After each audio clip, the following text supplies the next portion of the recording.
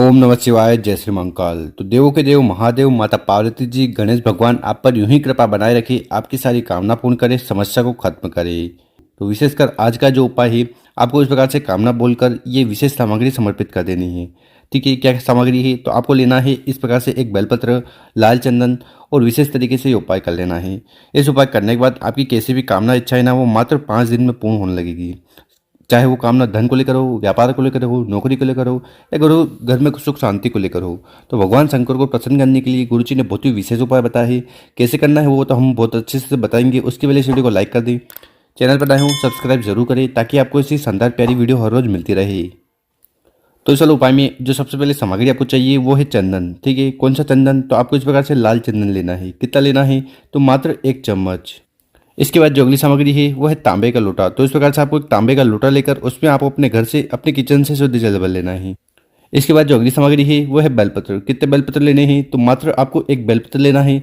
और जो बेलपत्र लेना है वो कहीं से खंडित टूटा फूटा बिल्कुल भी नहीं होना चाहिए। और इन बताई गई सामग्री को लेकर चले जाना है आपको अपने घर के आसपास जहाँ पर भी शिव मंदिर हो वहाँ। ठीक है, ये वाला उपाय आप सुबह शाम अपनी इच्छा अनुसार कर सकते हो। शिव मंदिर में पहुंचकर जो भी पूजन पाठ आपको शिवलिंग की करनी है वो कर लीजिएगा। फिर उत्तर दिशा की तरफ मुंह कर बैठ जाना है और विशेष तरीके से ये उपाय करना है। देखिए, शिवलिंग के ऊपर बेलपत्र का उपाय करने से आपकी कामना तो पूर्ण होती है, साथ ही साथ जो बीमारियां हैं वो समाप्त होने लगती है। तो चलो उपाय में आपको करना क्या है कि आपके पास जो तांबे का लोटा है ना, सबसे पहले उस तांबे के लोटे को उठाना है और धीरे धीरे कर पूरा पूरा जल शिवलिंग के ऊपर उड़ेल देना है, समर्पित कर देना है। शिव पुराण का जो मूल मंत्र है उसका स्मरण करते हुए। इसके बाद आपके पास जो लाल चंदन है ना, इस लाल चंदन में आपको थोड़ा जल डाल देना है। इसको आपको भिगो लेना है, इसका लेपन तैयार कर लेना। लेपन तैयार हो गया, इसके बाद आपको 3 बिंदी लगानी है शिवलिंग के ऊपर, बेलपत्र के ऊपर। कैसे लगानी है वो देख लीजिए। तो लाल चंदन घोल लिया, उसके बाद आपको पहली बिंदी यहाँ लगानी है, दूसरी बिंदी यहाँ, तीसरी बिंदी यहाँ। ठीक है, और जहाँ पर आपकी जानकारी के बता दें कि जो बेलपत्र की बड़ी पत्ती है शिव जी का रूप है, नीचे दोनों पत्तियाँ ब्रह्मा जी और विष्णु जी का जो ब्रह्मा जी और विष्णु जी का रूप है। ये जो रंडी है ये 33 कोटि देवताओं का स्थान है, और जहाँ पर तीनों पत्तियों का मिलन होता है ये माता पार्वती जी का स्थान है। तो आपको करना क्या है कि आपको 3 बिंदी लगा देनी है, और नीचे की बेलपत्र है, डंडी है, इस पर भी बिंदी आपको लगा देनी है चंदन की। उसके बाद उस बेलपत्र को उठाना है, अपने हाथ में रखना है, और विशेषकर सबसे पहले आपको उसको स्पर्श करवाना है गणेश जी के स्थान पर। ओम गणेशाय नमः का स्मरण करते हुए, और आपके जीवन में जो भी विघ्न है वो समाप्त हो जाए उसके लिए प्रार्थना कर लेना है। उसके बाद उस बेलपत्र को आपको स्पर्श करवाना है माता के हस्त कमल पर। ठीक है, और आखिरी में उस बेलपत्र को आपको शिवलिंग के ऊपर समर्पित कर देना है। ओम नमः शिवाय, श्री शिवाय नमस्तुभ्यम, इस मंत्र का जाप करते हुए। बेलपत्र की जो रंडी है वो जलाधार की तरफ होगी, बड़ी पत्ती आपकी तरफ होगी। ठीक, इस प्रकार से आपको उपाय कर लेना है। इसके बाद आपको शिवलिंग के पास बैठकर विशेषकर कुंडकेश्वर महादेव जी से प्रार्थना करना है कि आपके जीवन के जो भी दुख परेशानी समस्या है ना उन्हें समाप्त करें। देखिए, वो दुख किसी भी प्रकार का हो सकती है, तो उसकी समाप्ति के लिए आपको पहला वाला विशेष तरीके से उपाय कर लेना है। गुरु जी ने कहा कि इस उपाय करने के बाद कुंडकेश्वर महादेव जी की कृपा से आपके जीवन की सारी समस्या तो खत्म होगी, जो कामना है वो पूर्ण होने लगेगी। अब जानते हैं गुरु जी द्वारा बताया गया दूसरा उपाय। विशेष ये उपाय क्यों करना है? देखिए, ये उपाय आपको करना है समस्या के लिए। देखिए, बहुत सारे लोग दुखी रहते हुए परेशान रहते हैं कि हमारे घर में कुछ भी अच्छा नहीं चल रहा है, जीवन में कुछ ना कुछ समस्याएं, बाधाएं, परेशानी लगी रहती है। तो उससे निपटने के लिए आपको विशेषकर ये वाला उपाय जरूर करना है।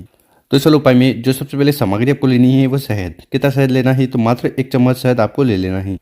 इसके बाद जो अगली सामग्री है वो है काले तिल। काले तिल कितने लेने हैं? तो ये आपके ऊपर है, आप चाहो तो 7 दाने ले लो, 11 दाने ले लो, 21 दाने ले लो।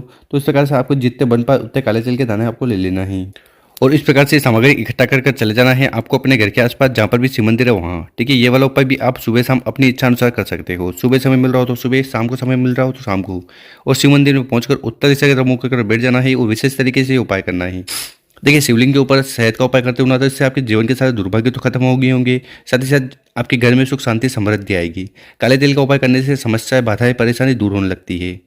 तो चलो उपाय में आप सबसे पहले आपको करना क्या है कि आपके पास जो शहद है ना, ठीक है, इस शहद को उठाना है और इस प्रकार से आपको शिवलिंग के ऊपर अच्छी तरह से शहद लगा देना है। ठीक है, तो इस प्रकार से आपको शहद का लेपन कर देना है शिवलिंग के ऊपर। लेपन हो गया, इसके बाद आपके पास जितने भी काले तिल के दाने हैं उनको उठाना है, आपको अपने हाथ में रखना है, और आपकी जो भी समस्या है, बाधाएं हैं, परेशानी है, दुख है, वो समाप्त हो जाए उसके लिए प्रार्थना करते हुए उन काले तिल को शिवलिंग के ऊपर जहाँ पर शहद लगाए है वहाँ पर चिपका देना है। ठीक है, इसके बाद आपके पास जो तांबे का लोटा है उसको उठाना है और धीरे धीरे कर पूरा जल शिवलिंग के ऊपर समर्पित कर देना है। ओम नमः शिवाय, श्री शिवाय नमस्तुभ्यम इस मंत्र का जाप करते हुए। तो इस प्रकार से आपको दूसरा वाला उपाय करना है। इसके बाद आपको शिवलिंग के पास बैठकर अपना नाम और गोत्र का उच्चारण करते हुए आपके जीवन के सारे दुख, परेशानी, समस्या, बाधाएं दूर हो जाए और जीवन में सुख, समृद्धि और ऐश्वर्य की प्राप्ति हो, उसके लिए प्रार्थना कर लेना है। गुरुजन का उपाय करने के बाद भगवान भोलेनाथ अति प्रसन्न होंगे, आपके जीवन के सारे दुख, परेशानी, समस्या तो खत्म करेंगे, कामना भी पूर्ण करेंगे। तो इस प्रकार से आपको दूसरा वाला विशेष तरीके से उपाय जरूर करना है। गुरुजन का इस उपाय करने के बाद आपको सब कुछ मिलने लगेगा। और मेरे प्यारे दोस्तों, अगर आपको वीडियो अच्छी लगी हो ना तो इस वीडियो को 5 लोगों के साथ व्हाट्सएप पर जरूर शेयर करें और उन लोगों की मदद करें। ओम नमः शिवाय, जय श्री महाकाल। मिलते हैं हम आपसे एक और नई वीडियो में।